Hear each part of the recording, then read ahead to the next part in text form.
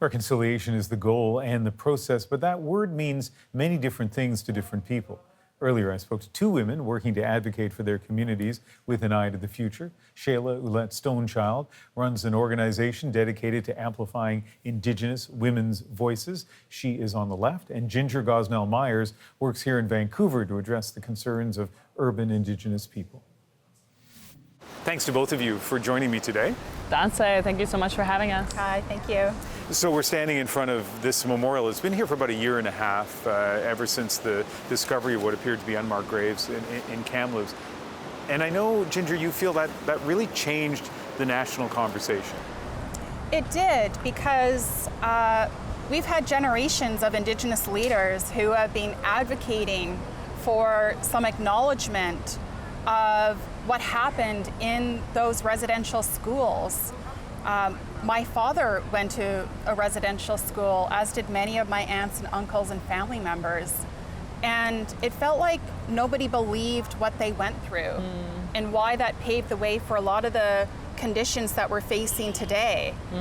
And what happened last year into Kamloops really gave us this awakening that we needed to be validated, to be seen, to be heard.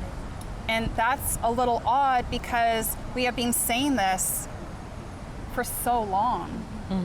You've been nodding throughout that answer. Why don't you add to it?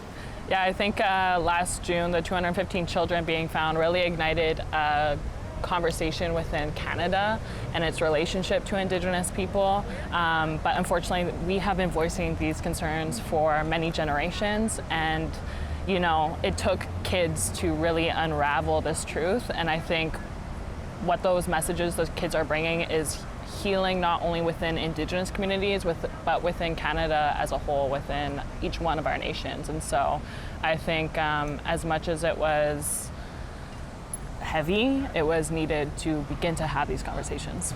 As people watch our conversation, it'll be in the evening. They will have had a day to reflect on truth and reconciliation. For non-Indigenous people, what do you want from us or from them?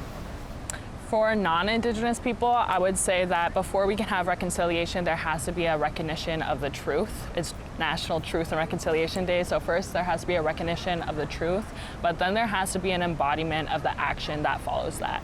And so we have the 94 calls to action by the Truth and Reconciliation Report. There's only been 13 implemented since 2015, and so I'd love for Canadians to begin to look at those 94 calls to action, and whichever sector you're working in within any industry, begin to have a project outline, some timelines, some actionable steps, some progress reports, so that we can stop talking about it and begin embodying what those actions speak of. And that's true reconciliation, and that's true relationship building.